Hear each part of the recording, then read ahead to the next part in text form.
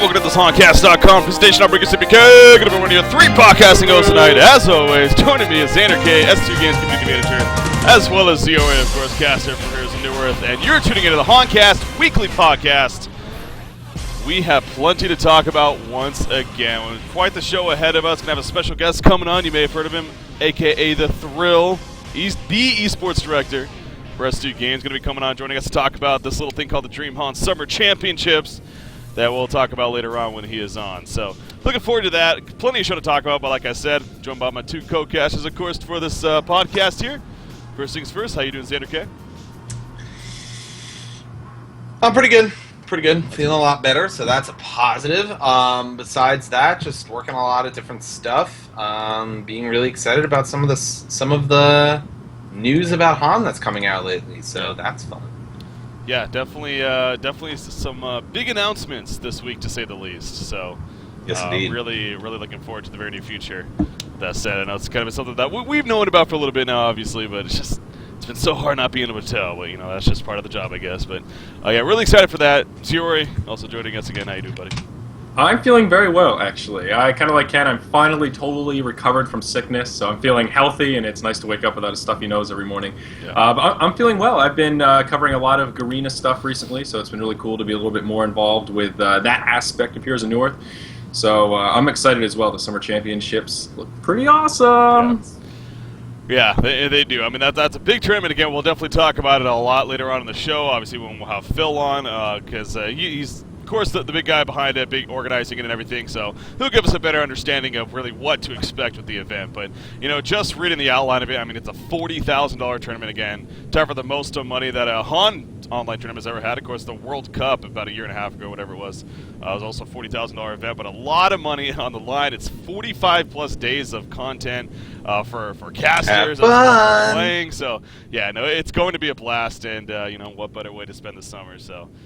definitely looking forward to all that. So, again, we'll definitely be talking about that later on in the show, as well as a couple other topics. There's a couple of roster changes that have been happening recently. Of course, the whole Nova situation with Fnatic, and then even Sender and Trademark Esports, and with the new players that they've picked up. So we'll discuss those later on. But we figured it made sense to kick off the show, of course, with this last weekend's event coverage, and that would have been the Clan Milk Tournament. So the $2,500 Clan Milk Tournament that happened this past weekend, and just pulling up the brackets in case you did miss any of the action. If you go to clanmilk.com, of course, it's on their site.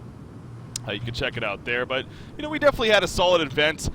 Really, it was actually a very well-ran event. A lot of fun to cover, a lot of great matchups, and some great matches overall.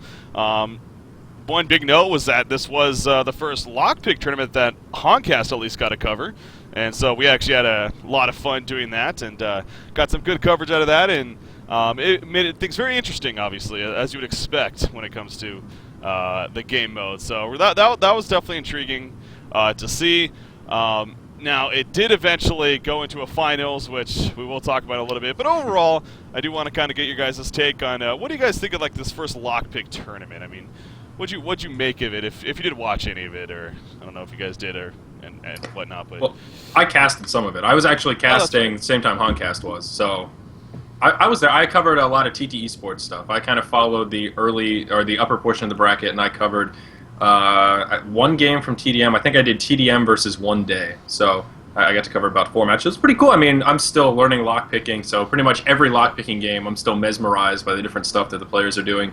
One of the games I got to see, though, TT Esports did, they ran a scout, and I think they did it later on in the tournament as well, but round of 8 or round of 16, they ran a scout, and it was pretty interesting. They ran it in the finals as well. Yeah, it was pretty interesting to see a scout winning. I didn't get to watch the finals. I was actually casting that 2v2 tournament during the day 2. So that's probably a good thing. Yeah, well, I saw some choice words being used in /BM while I was casting. Just like, all right, looks like there's some drama stirring. Can't wait to hear about this one. Yeah, it was an unfortunate circumstance. But again, before we get into that, Xander, I mean, your experience in this event, I mean, what'd you think of it? I mean, it's what I expected from a first event. You saw a few people try out some different things. The most notable, the most obvious one being the scout thing that TT Esports was doing. Yeah. But I think that with each successive tournament, and since the next tournament lasts forever. With each successive match, and every time you see an official game, you're going to see people do new things with lockpick and try out different stuff, because at the beginning you're going to have your doubts about it. You're gonna have issues with it, and pick in general the same things, but you start to see things like what TT's doing, and throwing Scout in a lock pool, and when you first see that, you think, oh, they're not picking Scout. Why would they pick Scout? And then they do. They're like, oh, yeah, oh, they actually can use Scout. Damn, that type of thing is really cool. So I think we'll see that a lot as the games go on. We saw that this weekend, but obviously the story of the tournament ended up being kind of a negative one, which is unfortunate. Yeah.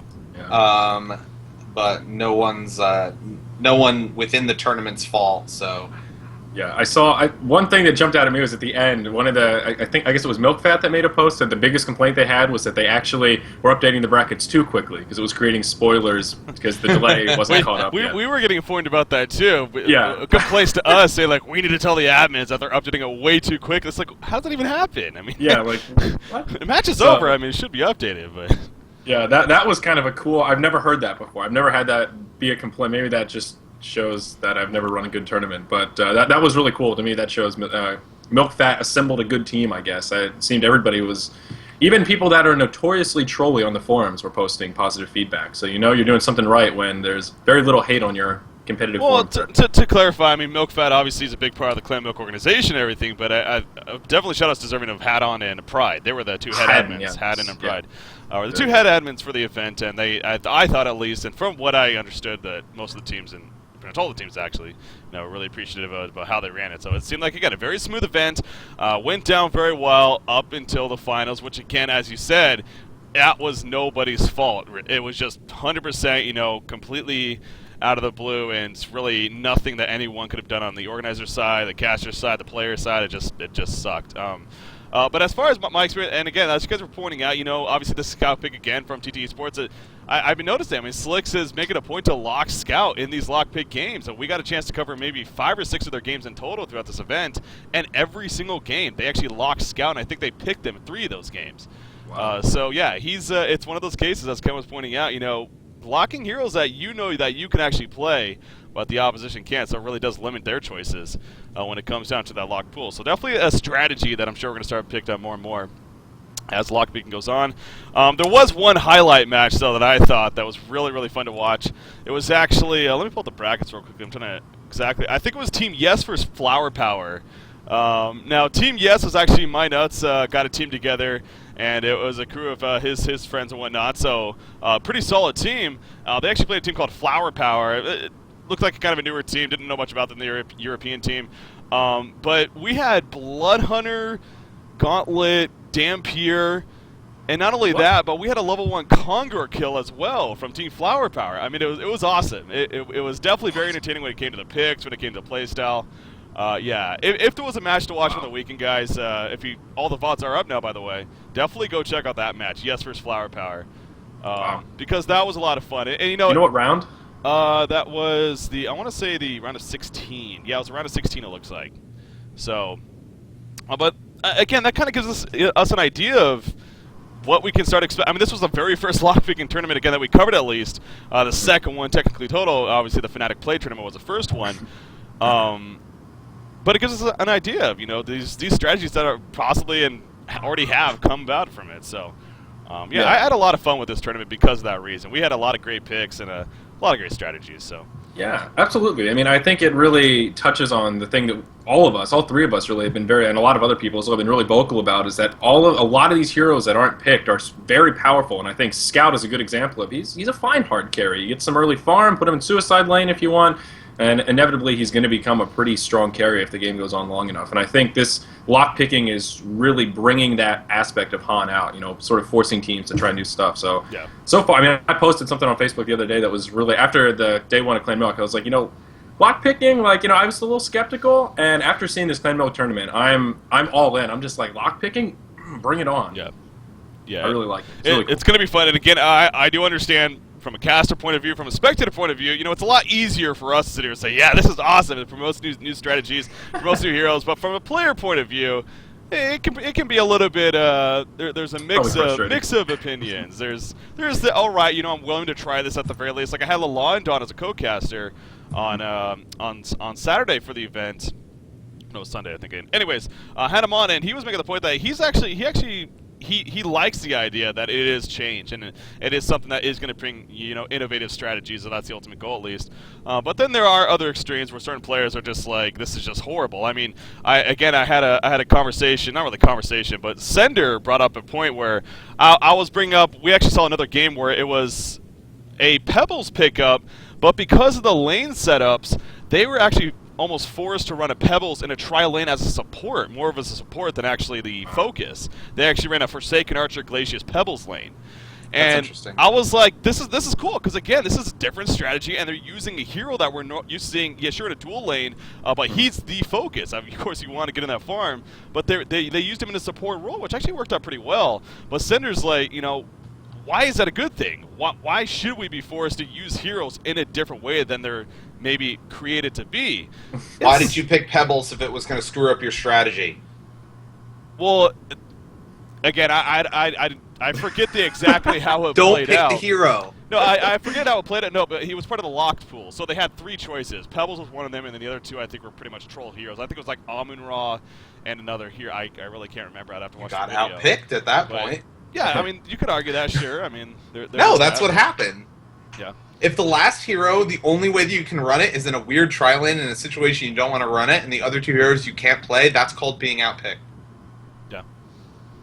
Yeah, and that's...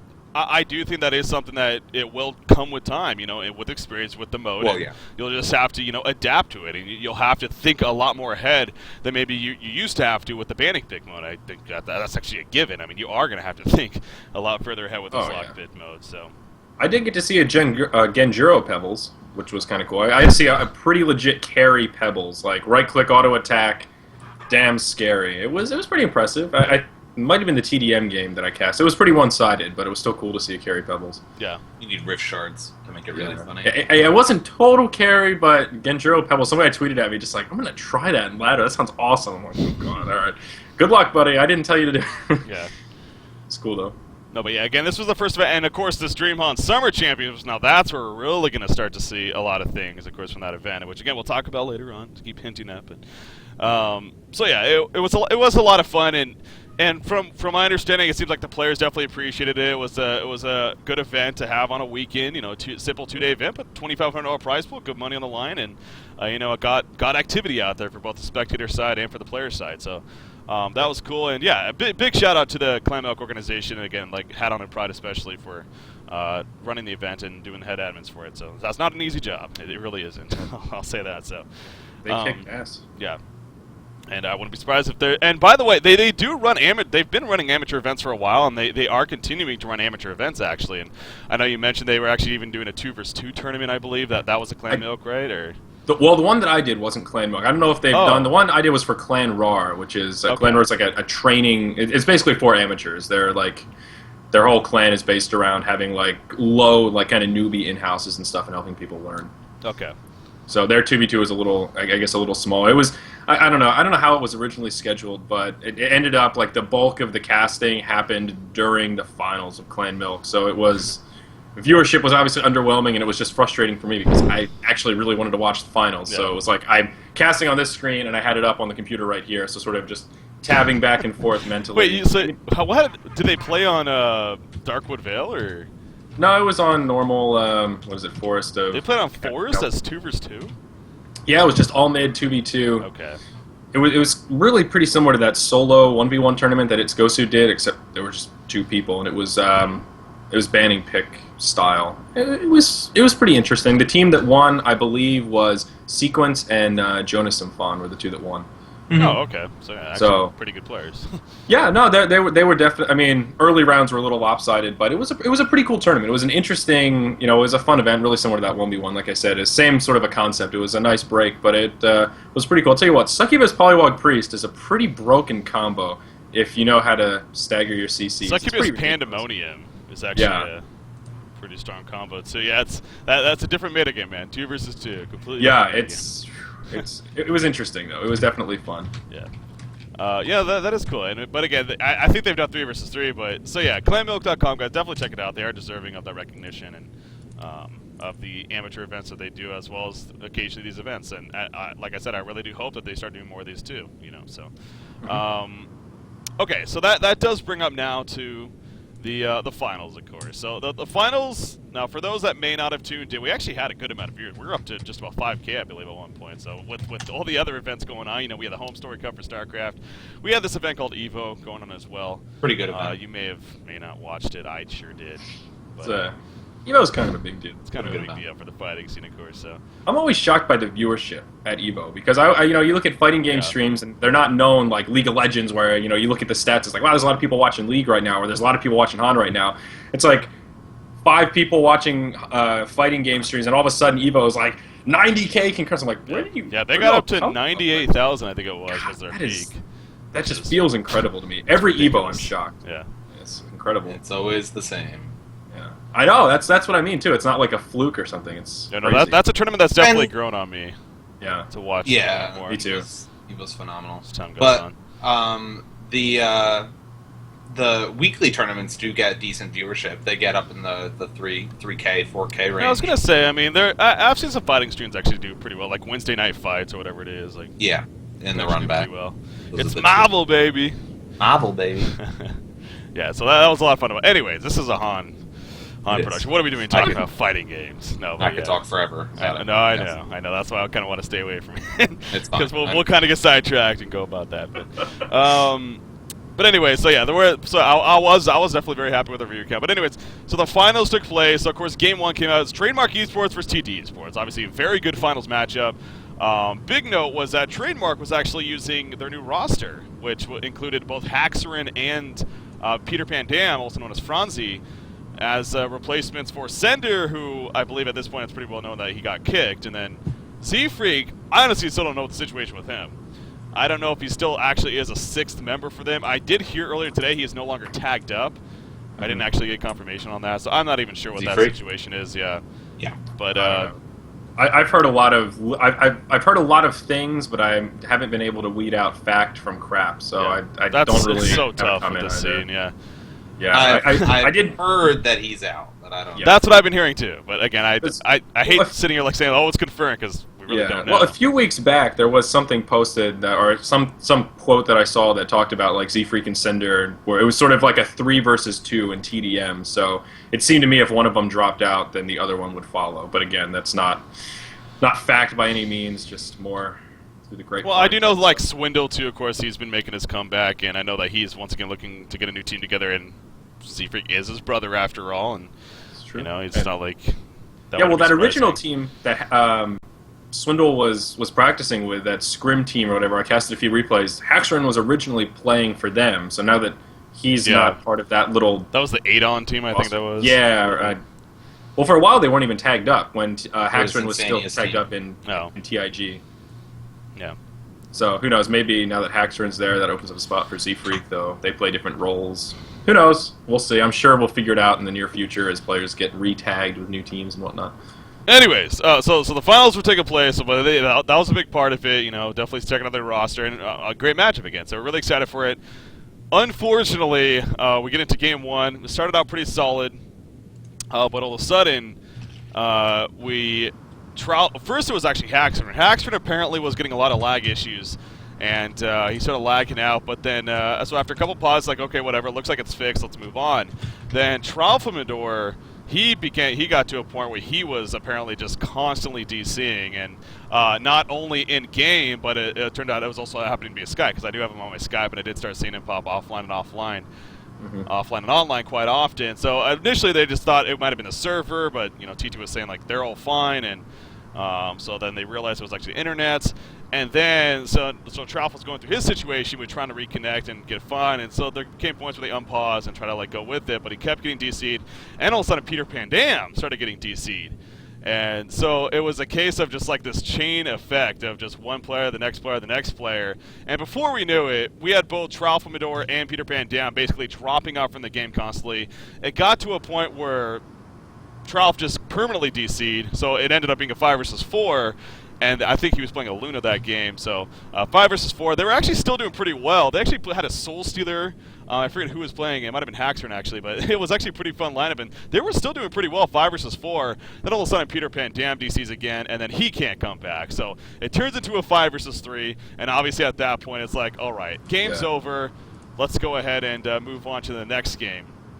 Now, during all this, obviously, they did the pauses and everything, and TT Sports was nice about it. Now, obviously, they were willing to go through all the pauses, but in the end, the rules do state that if any technical situations come up like that, you go through 2 10-minute pause phases, and if it still isn't fixed by then, you just play on no matter what. So, they did the right thing in that sense. I think that's the way we used to do it for Itsugosu as well. I don't know. I don't think we ever had an actual issue with it, but that was the way it was written in the rules, where it was like 2 or 3 pauses, and after that, it's like, listen, guys, we still somehow the tournament has to complete. So, yeah. I mean, unfortunately, sometimes you get into that situation where it's really a no-win. Well, this is where the accusations of getting DDoSed came up, basically. Yeah. And anyone that's followed Hon for a while, anyone that's followed streamers in general, DDoS is a term that it gets thrown around a little bit more than it should, in my opinion. I mean, people use it way too over. Like, it's like, oh, I'm lagging a little bit, I must be getting DDoS. It's like, no, that's not how it honestly works. I don't think most people really understand what it is or what it means. That's simply what it comes down happens. to. I'm not going to sit here and try to act like I'm a fucking expert by any means. I'm not going to sit here and act like I can explain it all to you guys, but let's just say, I've been through my experiences, and from what I have learned over time, it is completely overused by a lot of people. But yeah. I think one thing we can say is it takes a fair amount. You can't do it from your computer at home very easily. It's not like one little kid sitting there just like, oh, like, I've got an i7, let's DDoS these guys. Like, it takes, a network and this stuff. Yeah. It's just, that's why it's thrown around too much, I think, because, I mean, it could have been. It's not to say that they weren't being DDoSed. It's just hard to say, like, it's a question of, it's the difference between DDoSing and packeting. Right. So, packeting is the easier version of it and accomplishes the same thing. But DDoSing is the more widespread. Well, DDoSing is what happened to S2. Yeah, it's a little more serious. DDoSing, your computer will freeze up. It's not just your network. It's not just your internet going in and out. Your computer will literally lock up. Distributed denial of service. Yeah. It's denying you internet service. That's the point. Anyways, so yeah, there was talks about that. Now, at this point, obviously it was a very frustrating game 1, so, we're trying to talk about the teams, and they're talking with one another, and it came to a point where we thought we were just going to reschedule it, try to get this figured out, but I don't know. I guess they were just frustrated and at the situation that, they had such a shitty game 1, and it's not, they weren't asking for a remake by any means. I mean, they understood that by that point, when the game was happening, it's not TT Esports' fault, like, they were willing to move on to game number 2. So game number 2 came up, and they were going to do it. So we're like, okay, so I guess we'll just give it a shot. And so, what's that? Oh no, sorry. I was just starting to think out loud. I was like, TDM won game 2, right? That's the thing. They played game 2, which was probably one of the most boring games I've casted in about a year. It was a ridiculously passive game. I believe we had 4 kills in something like 25 minutes. It was League of Legends style. It was just fucking horrible. There was like 10 tower kills though, so we got a lot of tower kills. But anyways, that was the double jungler Tempest and Wild Soul. It was a Tempest lane. It was a Wild Soul. Yeah, it was just a lot of pushing going on between the two teams. But so yeah, it was a very passive game. But in the end, Trademark Esports actually ended up winning. But throughout all of it, from what I can recall at least, no one actually DC'd or anything. So it was like, okay, we figure the problem's over, and here we got a legitimate series now, and here we are going to be going into game number 3. So we went to game number 3, and sure enough, game starts and everything, it looks fine, but then all of a sudden, Tralfamador DCs, and, here we go again, and he starts going in and out, tries to reconnect, and then when he was having troubles again, Peter Pan Dam started DCing, and so it just started the cycle again, just like the first game. So it got to a point, it was like 20, 25 minutes in, I mean, we were sitting in, at this point, like 20, 30 minutes of pause time maybe. Now, the admin finally did step in. Pride was actually the one that stepped up, and basically, now, this is the... I do see both sides to this, and I can see, how a lot of the community is kind of harsh against the admin for this, where he basically put it on TT Esports to make an ultimatum, gave them an ultimatum of either you guys can choose to Either you guys could choose to just remake this match, and we'll just have it tied at 1, and we'll do it another time, or you just take the forfeit win. Now, TTE Sports, they were like, we just want to play this out. That's ultimately what it came down to, and that wasn't actually an option originally, but they allowed them to do that. Now, I personally took that as a case of, they wanted to play it out, but really what that meant, they were just going to take the forfeit win, but they were trying to be at least a little bit nice about it, not the ultimate bad guys. But in the end, I think it was like 2 minutes later, they just ended up conceding anyways because the lag became too much. So now you can argue that maybe Pride should not have put the team in that situation. Maybe he should have stepped up as the head admin and been like, all right, guys, this is the deal. We're going to remake this third game. We're going to reschedule it and have it played at a later time. That's it. But, he didn't. Now, again, it's nothing against CT Esports. Obviously, they were nice to this whole thing. I mean, there was literally, when you add up all the pause time, there's probably about an hour and a half of pause time, and 90% of that was because of TDM. So TT Esports by no means are the bad guys here. When it's all said and done, though, TT Esports ended up winning 2 games to 1. And that's what happened. So that's kind of like a recap, I guess, of the finals and what took place. You can watch the videos; they're up if you really care to. But so yeah, it's. I think that there was one person on the forums that I read that really I felt like captured the problem with allowing the team to do that, because it creates a no-win situation where if TT Esports takes the free win, as we've seen a few people say in chat here, bad-mannered TT Esports, this and that, but there's a good amount of money on the line. We can't forget this is a $2,500 tournament. First place was 17, something like that. It was substantial. Yeah, it was. Let me actually double check on that. I'm trying to remember now. It's 17 is the number. First place. 1,200, then 7. 1,250, 750, 500. Okay, all right. So that's where I got the 7 from.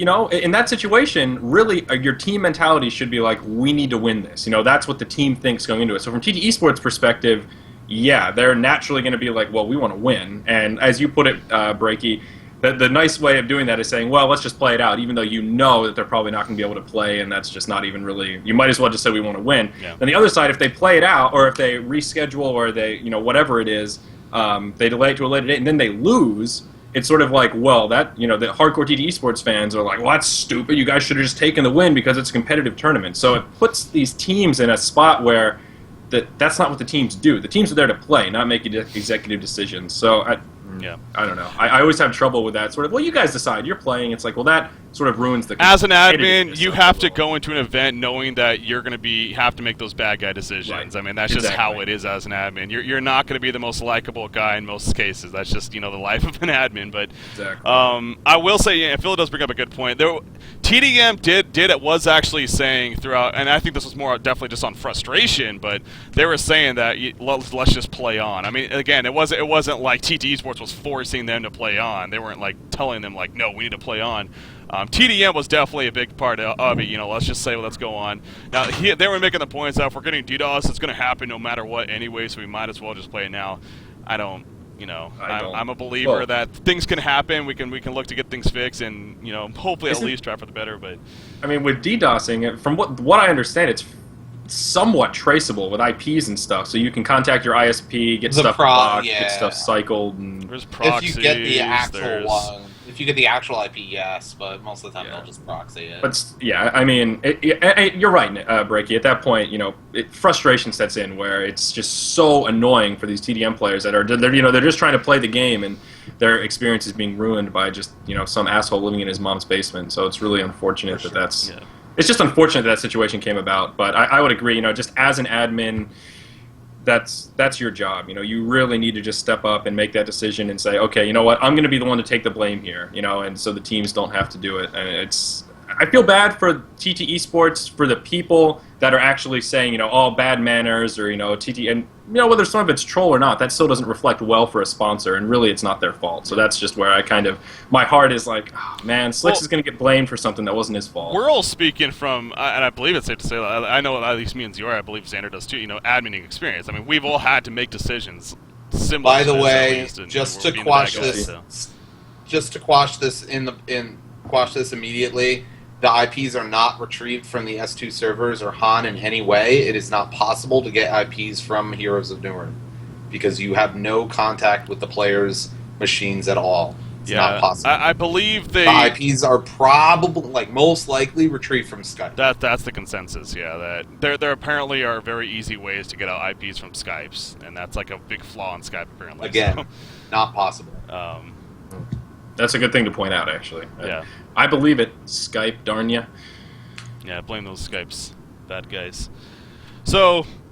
It sucked. I mean, it was bad on all parties, but again, it was one of those cases. It's no one's fault. Like, you're sitting there, like, what do we do? Like, it's no one's fault. Again, I personally thought I was shocked that they didn't just remake after that first game and just like reschedule the series. But that it was played. That wasn't my decision to make. Of course, we were there to cover the event, and that we definitely did. And it's just really unfortunate how it ended.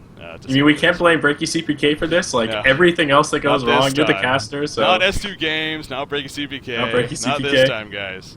I was just the lonely caster doing my thing. So yeah, all Bricky's fault. It sucked, but now when it's all said and done, again, TT Esports they did win the tournament, and so they got first. Of course, TDM got second. Then Clan Milk actually got third. They ended up defeating Team AFK, who was actually that was a makeup. I'm actually blanking on the players, but here, let me actually find it real quickly. It is right here. It's Book, TPS Priceless, Noob G, Probusk, so those guys. So some pretty solid players, and they actually got to third place against Clan Milk, but Clan Milk defeated them 2-0. So for those that are curious how the top 3 actually played out.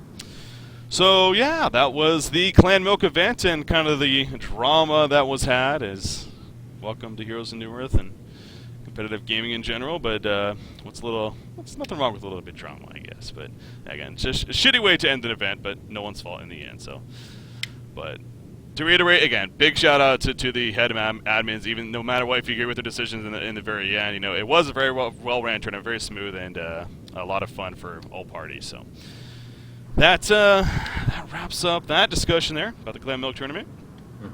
So. We can move on, and actually something I wanted to move on to next was something Ziori could perhaps give us a little bit more insight on. I know he's been doing some coverage for it lately. What's going on in the Southeast Asian scene? Ziori, you've been casting some events from over there, so... A little bit, and I'll be perfectly honest with you, I don't understand everything that's going on because I've been solo casting, so it's not like I've had a Garena co-caster that can really keep me up to speed with stuff, so I've been sort of winging it using information that Mishka's been giving to me sort of on the fly.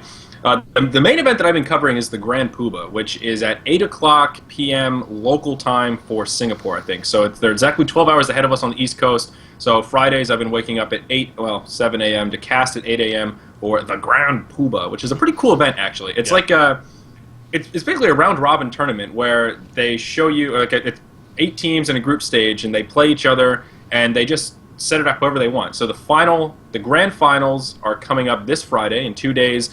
And it is Orange Esports versus TT Esports. But what's sort of weird about it is the grand finals are somewhat meaningless. That's just like the best matchup they could make from those teams. Mm-hmm. So the awarding of the prize pool is just done based on statistics. So if TT Esports has the best record, they get first place. So it's cool because you still have a really fair tournament, but you also get to see really good matches in kind of a show match style series, show match style. So it's pretty cool. It's a $2,600 event, and I mean at the very least this finals should be huge. I mean, Orange versus TT Esports, it's awesome. It's awesome. Yeah.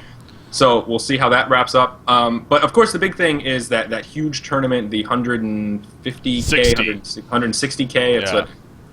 It's quite a bit. There was a qualifier of sorts, and I'll be honest, I got the scheduling screwed up. And for us, it was starting at 10 p.m. local and going till 7 a.m. local. Yeah. So that's a rough schedule to make. I committed to doing like half of it. I said, all right, around 3 a.m. I might putter out, and Garena so far has been very, very helpful. Anything, they've basically said, hey, this is an opportunity. Do you want to cast it? And I'm like, I'm not doing anything at 8 a.m. on a Friday. So, they've been really great to work with, and so far the feedback's been pretty positive. Has Mishka been the one that you've been in contact with about that? She's been my point of contact, and she's been really easy to work with. But, so anyway, it was supposed to be a Saturday night. They changed it to Friday, and I actually scrolled through my messages, and she did tell me, but I must have lost it or just confused myself, whatever. So I get back. It's Friday night, so in my mind, I'm thinking, I got the night off. So I had a few friends over. We had a couple of cocktails. I kick them out by 11 because I've got to get up early the next day, and I'll be up all night.